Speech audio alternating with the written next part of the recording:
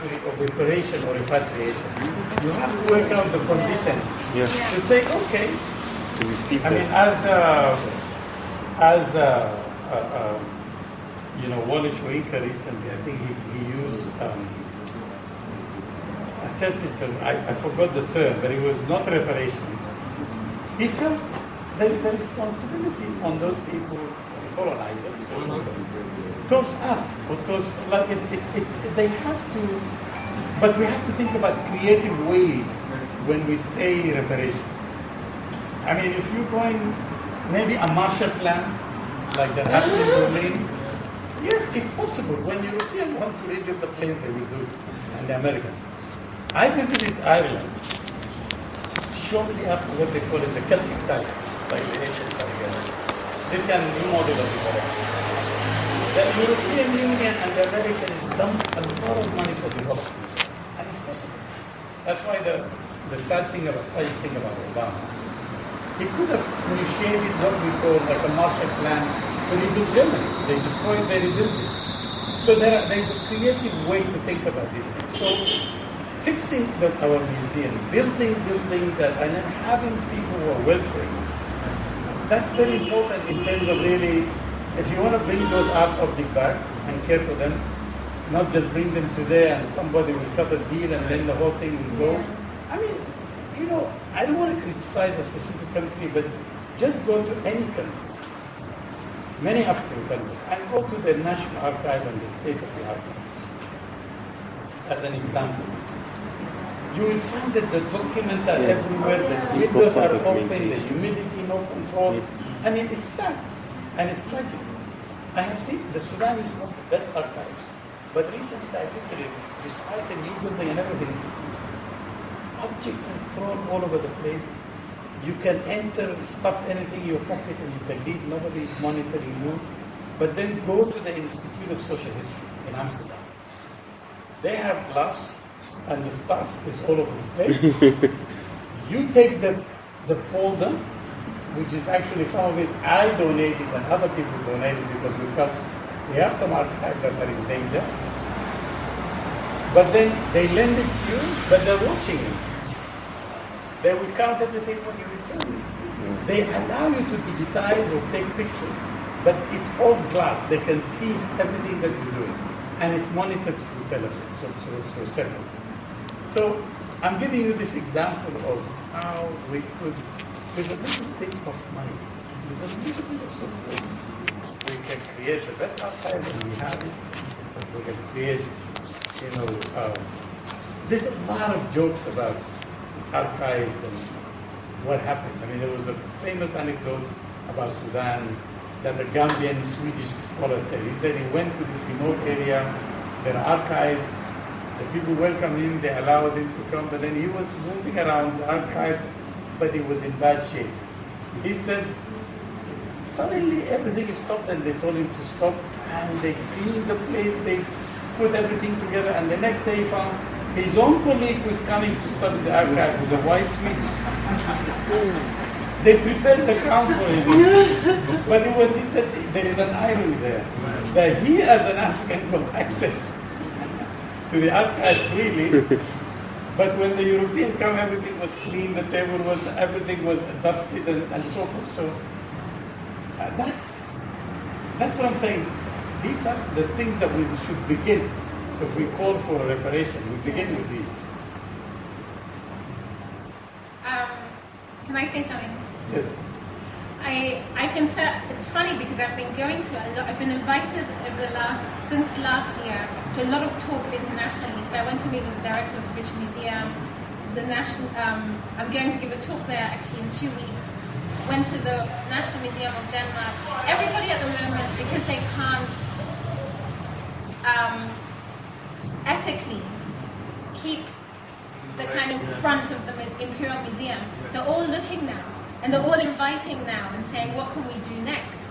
So I think it's a really interesting and pertinent question, and I think it's one that actually museums are thinking of, and the kind of most common kind of answer that's been coming up is this idea of shared collections. But like you say, our museums, I'm also now working on the museum side here, which is actually really exciting, because again, we have this tabula rasa of what is a museum in a Ghanaian context.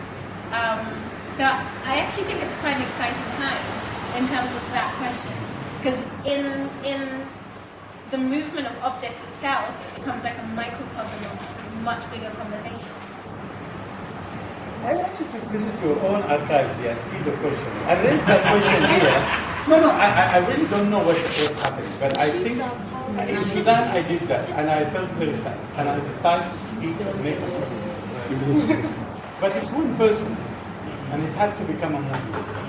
So I think that's why I said looking back at history is very important for younger generation, is that you should think about these issues. It's like, go visit the archive, and if it's in bad shape, raise it. Say, why would our heritage is treated this way, and how can we ask about reparation or repatriation while we are not doing our homework? We're doing it. I believe there are people doing it, and I believe that, we have in Sudan a saying that it translates into Eve is always going to have new offspring. It always gives birth to new people. But it doesn't stop at us. I'm sure that every generation will face certain questions. But the question, looking at this and translate them into a movement becomes very essential. You had a question? Yeah, it's not a question. When she raised the question about the identity, I was having a research on my own grandfather. And it looks like so many things happened around the 1960s. It's even just 3 years before Ghana's independence, like Ghana's 67 then. So around the 1960s, so many things happened. But he was before, and he made a statement. He said he was in Achimota, schooled in Achimota, and he was taught that an African is supposed to produce a work of a certain kind. And he was producing what they knew to be European classic art. But he always had the argument, or raising the argument, that he should not be questioned by the style or his artistic representation. But the thing has to be, he's an African. And anything he produces makes that thing of that identity. It's like, it's an African who has produced it. So that's an African. That's that side. So now bringing down to me, now I have lived over that period. And now I'm even I'm a Ghanaian, but from different tribes, and having different influences in terms of language. I speak Ga, speak Chi, speak different languages. And I live in a community where they also have different tribes affecting, because I'm living in Accra. Now, coming from Accra, Osu, I'm not even a true Osu. The Osu also have a history of coming from Krobo. So all these things, so I can say that even though I'm in Ghana, I'm living in a diaspora. So as we're saying, the complexities, we should accept it and rather use it as a tool and a force than rather debating. We should rather accept it and use it. And it links to what she was saying about the Chaliwati. It's like now we are not rather arguing again. We're rather drawn back and working to. But there's also a danger to it, that we can just work and be happy and appreciate the art for just the art, but we are not using it as a tool to affect or to also contribute to the global, because the issue on the classical now becoming neoliberalism, it's also going back, and now that neoliberalism is also contributing to the globalization, which has no institution, which has no structure, it doesn't have any rule. Everybody is just doing what he wants or contributing to it. So that's what you feel here. Because then when the system becomes so oppressive within the neoliberal, people are left to fend with themselves. Yes. The state is out. Doesn't stand for any responsibility.